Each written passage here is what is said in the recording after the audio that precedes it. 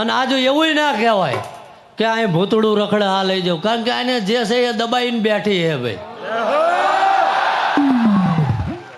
કદાચ સમજણ વગરના 5-25 છે એને હું ઢળતો જઈશ ભાઈ. હું કહું બાકી ભૂતળા મને અહીંથી દેખાણા નહીં ભાઈ, એટલે ખોટું બોલાય નહીં ભાઈ.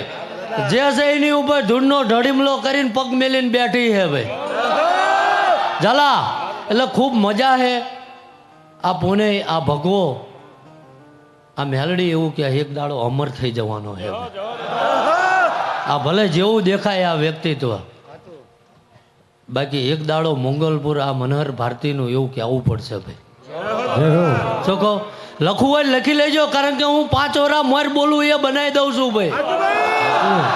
એવું નહીં કાલ ના બને, અને નહીં બને તે દાડો આ રહ્યો ઉઢ્યો ની ના નામનો પછેડો ઉતારી લેવાનો. ચાલા શું કહું ભાઈ?